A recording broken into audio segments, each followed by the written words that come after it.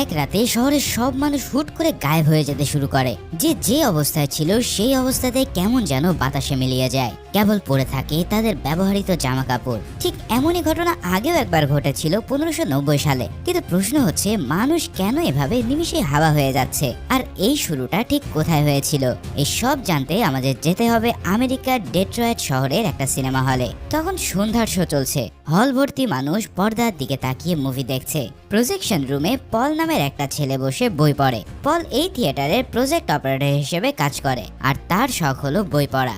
আজকে সে যে বইটা পড়ছে সেটার নাম হলো দ্য লস্ট কলোনি অফ রোনক। এটা একটা সত্য ঘটনার উপরে তৈরি করা বই। বইটায় লেখা আছে 1590 সালে রোনক নামের এক দ্বীপ থেকে হঠাৎ করে সব মানুষ গায়েব হয়ে গিয়েছিল। গায়েব হওয়ার পর কোনো চিহ্ন নেই কোনো ব্যাখ্যা, শুধু একটাই শব্দ লেখা ছিল দেওয়ালে। সেই শব্দটা হলো ক্রোয়াচোয়ান। পল বইটা পড়তে পড়তে এতটাই মগ্ন হয়ে যায় যে মুভির ইন্টারভেল হয়ে গেছে সেটাও সে খেয়াল করে না। এবার ইন্টারভেলের সময় সে তার এক বান্ধবীর সাথে কথা বলতে যায়। তারপর আবারও মুভি চালু করে নিজের জায়গায় সে ফিরে আসে। ঠিক সেই মুহূর্তেই পুরো থিয়েটারের লাইট চলে যায়, চারপাশে ঘন অন্ধকার নেমে আসে। পল প্রথমে ভাবে হয়তো সাধারণ কোন একটা পাওয়ার কাট, তবে ইমার্জেন্সি লাইট তো জ্বলে ওঠার কথা। তাই সে তার টর্চ চালিয়ে বাইরে দেখতে আসে যে আসলে কি হয়েছে। কিন্তু করিডোরে এসে পল যা দেখে সেটা তার মাথায় একদম ঢোকে না। মেঝেতে ছড়িয়ে ছিটিয়ে আছে মানুষের জামা কাপড়, জুতা, মানিব্যাগ সহ সবকিছু, কিন্তু সেখানে কোনো মানুষ নেই। কিছুক্ষণ আগেও এই করিডোরে ভিড় ছিল, মানুষ পপকর্ন কিনে কথা বলছিল। এখন সেখানে শুধু রয়েছে নিস্তব্ধতা। পলের মাথায় প্রথম যে চিন্তাটা আসে সেটা হলো সবাই কোথায় গেল। সে হলের ভিতরে যায়, আর এখানেও সে একই দৃশ্য দেখে। সিটগুলোতে কাপড় পরে আছে, তবে কোনো মানুষ নেই। এই সব ঘটনা দেখে তার শরীরে যেন হিম রক্ত বয়ে যেতে থাকে। সে ভয় আর অবিশ্বাসের মিশ্রণে সিটে বসে পড়ে। ঠিক তখনই সে সিকিউরিটি গার্ডকে দেখতে পায়, যে গার্ডও একই রকম বিভ্রান্ত ছিল। সেও বুঝতে পারছে না যে কি হয়েছে এখানে। এরপর তারা দুজনে মিলে পুরো বিল্ডিং চেক করতে থাকে, তবে কাউকে তারা খুঁজে পায় না। এদিকে সিকিউরিটি গার্ড হঠাৎ দূরে কাউকে দেখতে পেয়ে সেদিকে যায়, কিন্তু পলের টর্চ লাইট সেই মুহূর্তে মিটমিট করতে থাকে। ঠিক এখানেই আলো কমে আসতে পল একটা অদ্ভুত ধরনের অনুভূতি পায়। তার মনে হয় যেন কেউ তাকে দেখছে অন্ধকার থেকে। সে যখন সামনে তাকায় তখন দেখে সিকিউরিটি গার্ড আর নেই, শুধু পড়ে রয়েছে তার ইউনিফর্ম। এবার পলের বুকটা ধক করে ওঠে। চারিপাশের অন্ধকার যেন এখন জীবন্ত হয়ে উঠেছে। সেই অন্ধকার ধীরে ধীরে এগিয়ে আসছে তার দিকে। পল দৌড়ে বেসমেন্টের দিকে যায়। সেখানে একটা জেনারেটর ছিল, তবে পিছে ফিরে তাকাতেই সে একটা কালো ছায়া দেখতে পায়। এই ছায়া মানুষের আকৃতির, কিন্তু এত ঘন কালো যে তার দিকে ছুটে আসছে। পল চিৎকার করে ওঠে, তবে তার আগেই সেই ছায়া তাকে গ্রাস করে ফেলে। এদিকে শহরের অন্য প্রান্তে একটা হসপিটালের রোজমেরি নামের এক নার্স তার 9 মাসের বাচ্চাকে খোঁজ করছে। রোজমেরি রাতে শিফটে কাজ করে, আর তার বাচ্চাকে সে হসপিটালের ডে কেয়ারে রেখে যায় প্রতিদিন। সেদিন রাতে সে একটু বিরতি নিয়ে বারান্দায় সিগারেট খেতে গিয়েছিল, কিন্তু যখন সে ফিরে আসে তখন পুরো হসপিটাল অন্ধকার। এছাড়াও কাউকে সে কোথাও দেখতে পায় না। প্রথমে ভাবছিল যে হয়তো কোনো ইভ্যাকুয়েশন হয়েছে, তবে সেটা হলে তো কেউ না কেউ তাকে জানিয়ে যেত। তাই সে দৌড়ে চলে যায় ডে কেয়ারে, কিন্তু সেখানে গেলে দেখা যায় শুধু খেলনা আর কাপড় পরে আছে, তার বাচ্চা কোথাও নেই। এই দৃশ্য দেখে রোজমেরির বুকটা ফেটে যাওয়ার মতো অবস্থা হয়। সে চিৎকার করে তার বাচ্চার নাম ধরে ডাকে, তবে কোথাও কোনো সাড়া নেই। তারপর সে পাগলের মতন পুরো হসপিটাল খুঁজতে থাকে। এভাবেই সে একটা অপারেশন থিয়েটারে ঢুকে আরো অবাক হয়ে যায়। একটা রোগী অপারেশন থিয়েটারে পড়ে রয়েছে, কিন্তু আশেপাশে কোনো সার্জন বা নার্স কেউই নেই। ঠিক এমন মনে হচ্ছে যেন অপারেশনের মাঝখানে সবাই হাওয়া হয়ে গেছে।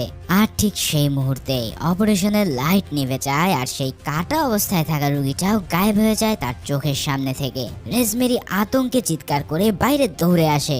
তার হাতে তখন ছিল একটা ছোট্ট পেন লাইট। সেটাই এখন তার একমাত্র ভরসা পুরো অন্ধকার হসপিটালে।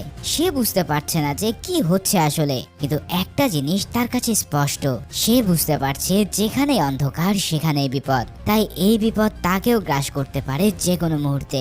রোজমেরির কাহিনী থেকে এবার আমরা চলে যাই লুক নামের একজন টিভি রিপোর্টারের কাছে। লুক সকালে ঘুম থেকে উঠে দেখে তার বিছানার পাশের মোমবাতিগুলো পুরো শেষ হয়ে গেছে একদম। সে উঠে তার স্ত্রী এমাকে ডাকে, তবে ঘরে কোনো সাড়া নেই। সে পুরো ফ্ল্যাটে খোঁজে, কিন্তু এমা কোথাও নেই। এছাড়াও তার ফোনে চার্জ নেই বিধায় সে কল করতে পারছে না।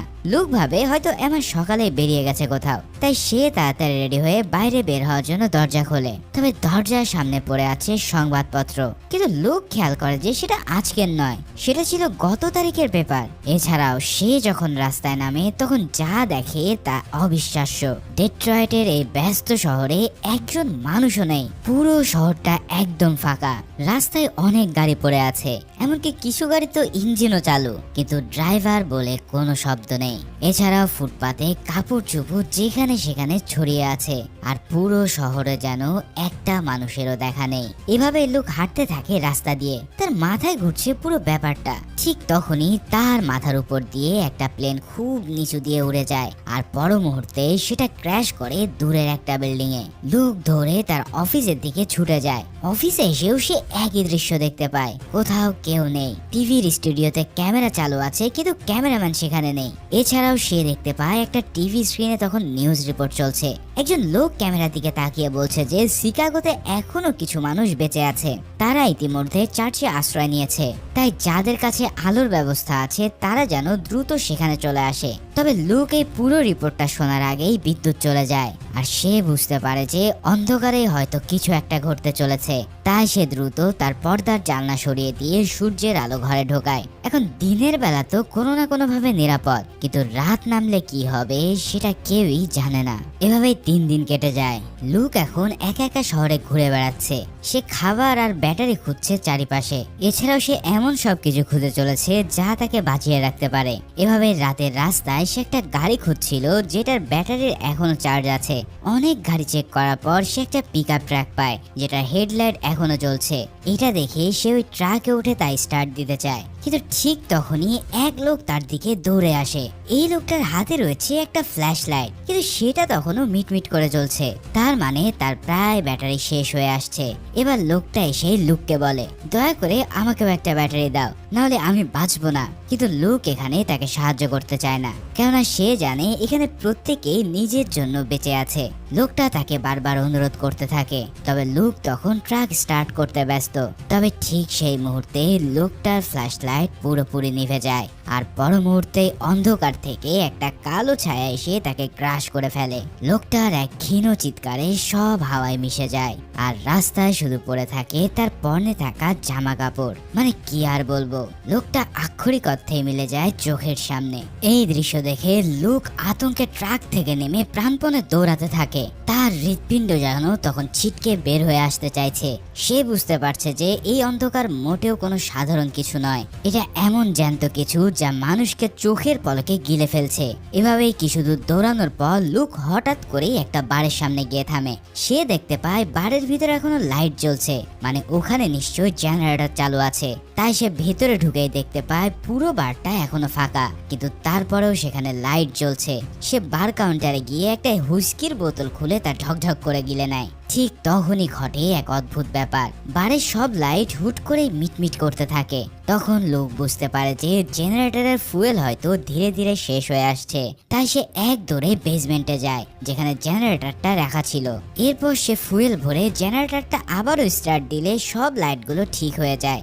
সব কিছুতে সে একটু স্বস্তির নিঃশ্বাস ফেলে, কিন্তু ঠিক এই সময় তার পিছনে হুট করে একটা আওয়াজ হয়। এখানে সে দেখতে পায় তার পিছনে জেমস নামের এক ছোট্ট বাচ্চা বন্দুক তাক করে দাঁড়িয়ে আছে। জেমস চিৎকার করে বলছে, তুমি কে, কি করছো আমার বারে? লুক তখন তাকে শান্ত করার চেষ্টা করে বলে, আমি তোমার কোনো ক্ষতি করতে আসিনি, আমিও তোমার মতো জাস্ট বাঁচতে চেষ্টা করছি। সব শুনে জেমস একটু থেমে বলে, এই বারটা আসলে তার বাবার। তার মা তাকে বলে গেছে এখানে থাকতে, কারণ সে 3 দিন আগে গির্জায় গিয়েছিল সাহায্যের জন্য। তখন লুক মন খারাপ করে বলে, 3 দিনে যেহেতু তোমার মা ফিরে আসেনি, তাহলে হয়তো আর সে কোনোদিনই ফিরবে না। এছাড়াও এখানে থাকলেও তুমি মারা পড়বে, কেননা জেনারেটর আর বেশিক্ষণ চলবে না। কিন্তু এই সব কথা শোনার পরেও জেমস মন খারাপ করে বলে যে আমার মা এখানে যেহেতু থাকতে বলেছে, তাই আমি এখানেই থাকবো। তবে ঠিক সেই মুহূর্তে বারের আরেকটা দরজা খুলে সেখানে চলে আসে ওই নার্স রাজমেরি। তার চোখ লাল, চুলগুলো একদম এলোমেলো, আর হাতে একটা গ্লো স্টিক জ্বলছে। সে চিৎকার করে বলতে থাকে, আমার বাচ্চা কোথায়? তোমরা কি আমার বাচ্চাকে লুকিয়ে রেখেছো? লুক তাকে শান্ত করতে যায়, কিন্তু রোজমেরি ব্যাগ থেকে একটা পিস্তল বের করে তার দিকে তাক করে বসে। সে চিৎকার করে বলে, আমার বাচ্চাকে এক্ষুনি দাও, নাহলে আমি গুলি করে দেব। তখন লুক জানায়, দেখো তোমার বাচ্চা এখানে নেই, তোমার মতন আমরাও আটকে আছি। এই সব কথায় তার হুঁশ ফেরে এবং পরবর্তীতে রোজমেরি কান্নায় ভেঙে পড়ে। জেমস তখন তার কাছে ধীরে ধীরে যেয়ে তাকে সান্ত্বনা দেয়। রোজমেরি শান্ত হয়ে বলে, আমি হসপিটালে কাজ করি, জাস্ট 5 মিনিটের জন্য বাইরে গিয়ে দেখি সবাই গায়েব হয়ে গেছে। আমি 3 দিন ধরে আমার বাচ্চাকে খুঁজছি। আমি ভাবছিলাম যে হয়তো আমার স্বামী তার বাচ্চাকে নিয়ে গেছে, কারণ সে প্রায় এই বারে আসতো। এখন লুক তাকে জিজ্ঞেস করে যে তুমি 3 দিন ধরে বেঁচে আছো কিভাবে? তোমার কাছে তো কোনো ফ্ল্যাশ লাইট দেখছি না। তখন রোজমেরি তার গ্লো স্টিক দেখিয়ে বলে, এগুলোর জন্য সে বেঁচে আছে, আর হসপিটালে এমন গ্লো স্টিক অনেক রয়েছে। এই জিনিসগুলো ব্যাটারি ছাড়াও 12 ঘন্টা পর্যন্ত জ্বলতে পারে। এরপর সে জেমসের গলায় একটা গ্লো স্টিক পরিয়ে দেয়। তারপর তারা 3 জন একসাথে বসে সেই রিপোর্টারের কথাটা বলে। এই রিপোর্টার বলেছিল যে শিকাগোতে নাকি এখন অনেক সার্ভাইভাল আছে, তাই তাদেরকে বাঁচতে হলে যে করেই হোক শিকাগোতে যেতে হবে। এখন শিকাগোতে তারা যাবে কিভাবে? সেই প্রশ্নের উত্তরে লুক জানায় সে ট্রাকের কথা, যেটা সে রাস্তার কাছে পেয়েছিল। সেই ট্রাকটা যেহেতু এখনো চালু আছে, তাই তাদের ওটা নিয়ে যেতে হবে। তবে এই সব কথাবার্তার মাঝে বাইরে থেকে হঠাৎ একটা চিৎকার ভেসে আছে। কেউ বলে উঠছে, হেল্প, আমাকে সাহায্য করো। এমন করুণ কণ্ঠ শুনে রোজমেরি দরজায় যায় তাকে সাহায্য করতে, কিন্তু লুক তাকে থামিয়ে দেয়। সে বলে, আমি যাচ্ছি বাইরে, তোমরা দরজা খুলো না যতক্ষণ না আমি তোমাদের নাম ধরে ডাকি। এবার সে একটা টর্চ নিয়ে বাইরে বের হয় সাবধানে। রাস্তায় অন্ধকার চারিপাশে, শুধু দূরে কিছু স্ট্রিট লাইট জ্বলছে। লুক টর্চ ফেলে চারিদিকে দেখে। তারপর সে দেখতে পায় একটা লোক ল্যাম্প পোস্টের নিচে পড়ে আছে। লোকটার পা থেকে রক্ত ঝরছে। লুক এবার তার কাছে গেলে আমরা দেখতে পাই এটাই সেই থিয়েটারের ছেলে পল। পল তাকে দেখে বাঁচাও বাঁচাও বলে চিৎকার করতে থাকে। তখন লুক তাকে কাঁধে তোলে ঠিকই, কিন্তু ঠিক সেই মুহূর্তেই পলের হাতের টর্চ নিভে যায়।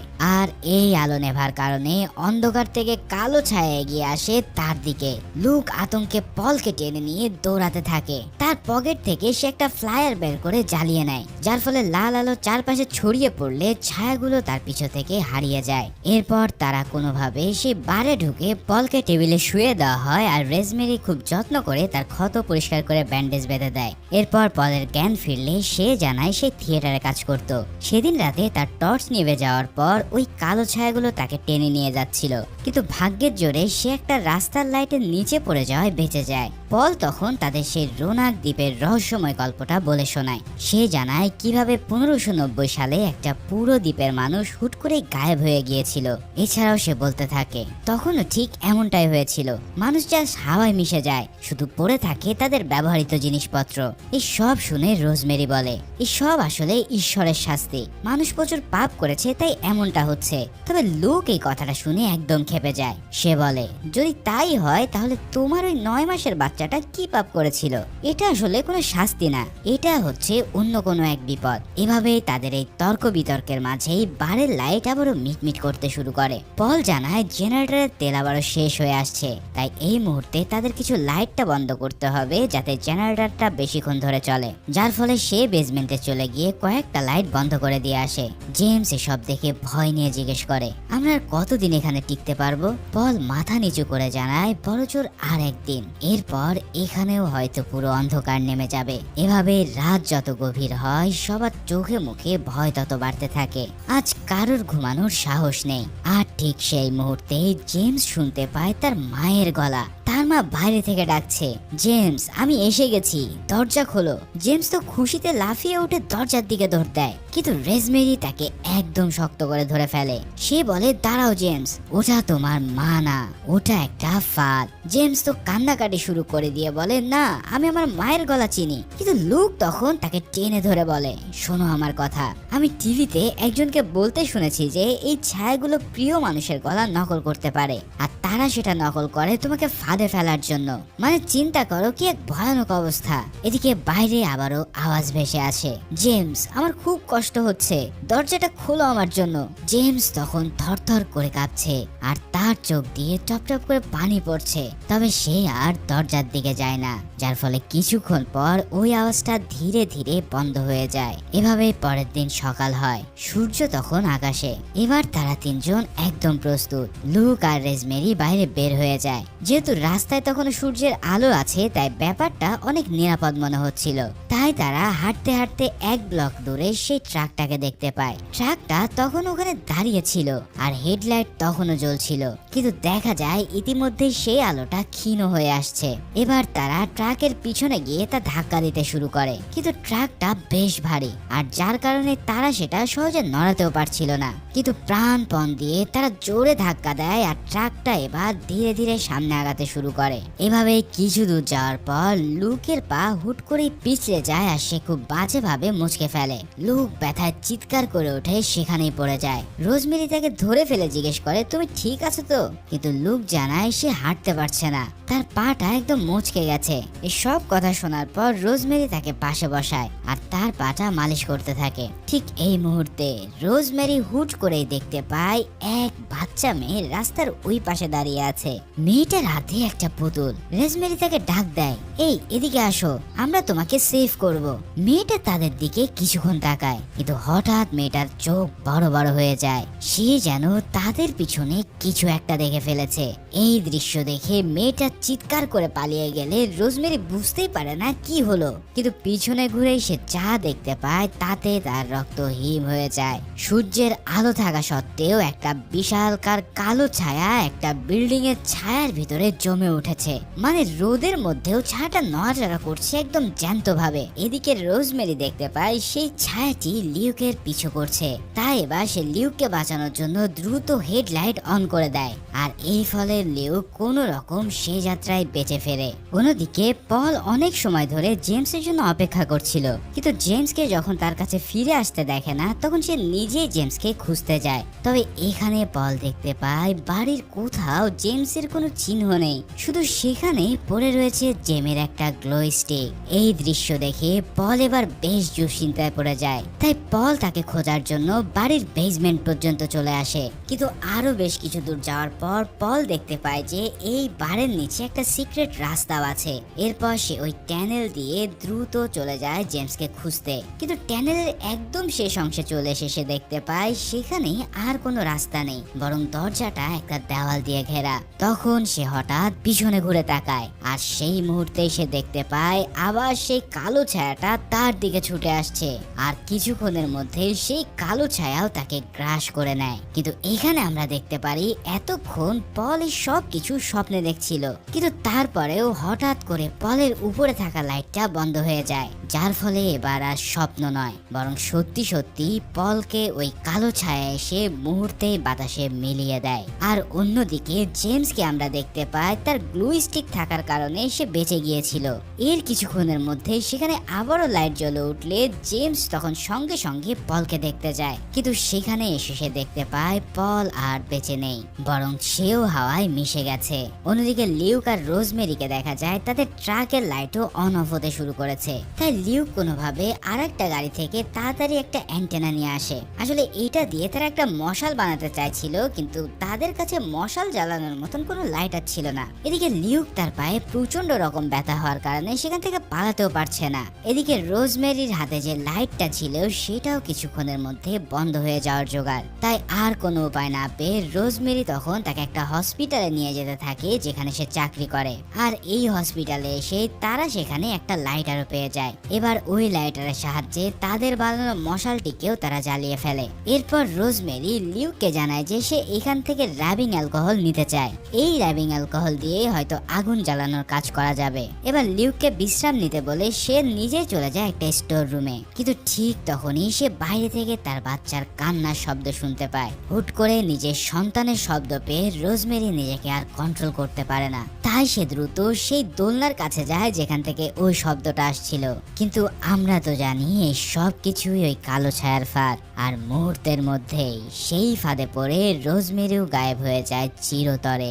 এই দৃশ্য দূর থেকে লিউক দেখতে পেয়ে দ্রুত সে ট্রাক নিয়ে ওই বারে চলে আসে, কিন্তু বারের জেনারেটরও ইতিমধ্যে শেষ হয়ে গিয়েছিল। আর এখানে দেখা যায় ভয়ে আতঙ্কে জেমস এক কোনায় পড়ে রয়েছে, আর টেবিলের উপরে শুধু পড়ে রয়েছে পলের জামা কাপড়। তখন লিউকের বুঝতে আর বাকি থাকে না যে পলের সাথেও ঠিক কি হয়েছে। তার মানে এখন কেবল বেঁচে আছে জেমস আর লিউ। তারা এখন কি করবে? তবে এইভাবে বসে থাকলে তাদের হবে না, তাই তারা একটা প্ল্যান করে ফেলে। জেমস ট্রাকের ড্রাইভিং সিটে বসবে আর লুক জেনারেটরের সাহায্যে ট্রাকের ইঞ্জিনে পাওয়ার দেওয়ার চেষ্টা করবে। তো প্ল্যান মোতাবেক তারা ঠিক সেটাই করে। জেমস ট্রাকে উঠে পড়ে আর লুক জান প্রাণ দিয়ে জেনারেটরের সাহায্যে ট্রাকের ইঞ্জিনের পাওয়ার দেওয়ার ট্রাই করতে থাকে।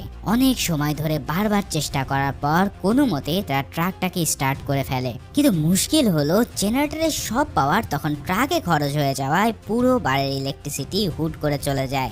আর বিপদটা ঠিক এখান থেকেই শুরু হয়। সেই সময় লুক বাড়ির ভিতরে একা ছিল, যার ফলে লাইট নিভতেই সেই ভয়ঙ্কর ছায়া তাকে গ্রাস করতে আসে। তবে লুক একদম নিজের জীবন হাতে নিয়ে দৌড়ে কোনো রকম ট্রাকে চলে আসে। এরপর তারা দুজন মিলে দেরি না করে তাড়াতাড়ি ট্রাকটা নিয়ে সেখান থেকে পালিয়ে যায়, কিন্তু পালানোর সময় ট্রাকের ইঞ্জিনের ঢাকনাটা তখনও খোলা ছিল। লুক এবার সেটা যখন বন্ধ করতে যায় ঠিক তখনই সে দেখতে পায় সামনে একটা বিশাল গির্জা রয়েছে।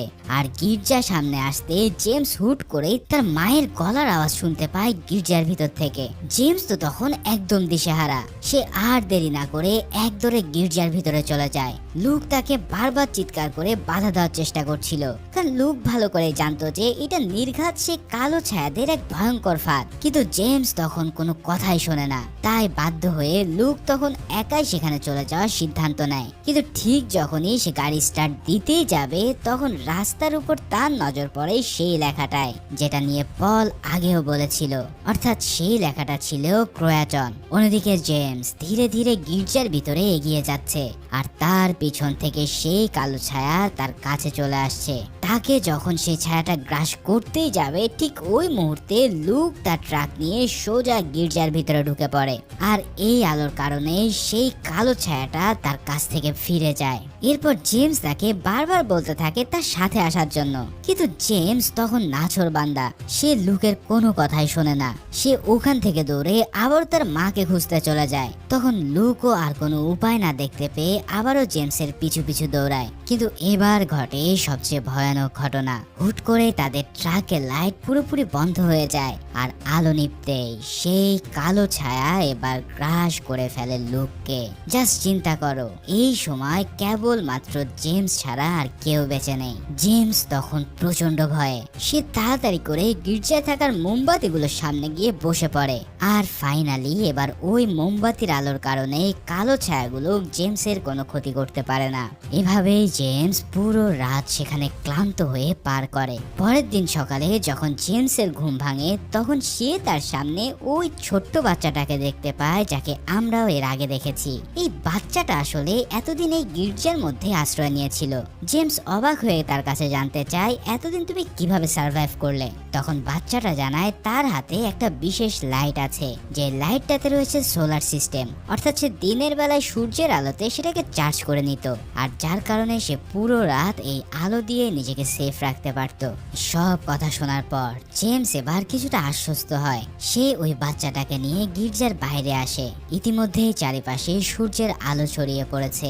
এই মুহূর্তে তাদের আর কোনো ভয় নেই। তারা এখন আবারও ফিরতে চায় সেই শিকাগো শহরে, যেখানে এক রিপোর্টার বলেছিল এখনো নাকি সেখানে অনেক মানুষ বেঁচে আছে। তাই তারা একটা ঘোড়া দেখতে পায়, আর সেই ঘোড়াতে করে রওনা দেয় অজানা শিকাগোর দিকে। তবে ঠিক এই মুহূর্তে তারা দেখতে পায় এক অদ্ভুত ঘটনা। সূর্যের আলো ও দালানের ছায়াতে তিনটে মানুষের অবয়ব ফুটে উঠেছে। এই দৃশ্য দেখে জেমস বুঝতে পারে এই তিন ছায়া আর কেউই নয়, এই তিনজন হলো লুক, ব্রুক, পল ও রোজমেরি। জেমস বুঝতে পারে যে যাদের নিয়ে গেছে সেই অন্ধকার তারা আসলে সম্পূর্ণরূপে হারিয়ে যায়নি, তারা আসলে সবাই পরিণত হয়েছে সেই ছায়াতে, আর এই ছায়াগুলোই পরবর্তীতে অন্যদের টেনে নিয়ে যাচ্ছে। ঠিক এই সিনের মধ্যে দিয়েই শেষ হয় ভ্যানিশিং অন 7th স্ট্রিট মুভিটি। সেই 1590 সালের সত্য ঘটনার মতোই রহস্য জট আজও খোলে না। তার মানে এই গায়েব হয়ে যাওয়া কেবলই অদ্ভুত রহস্যই থেকে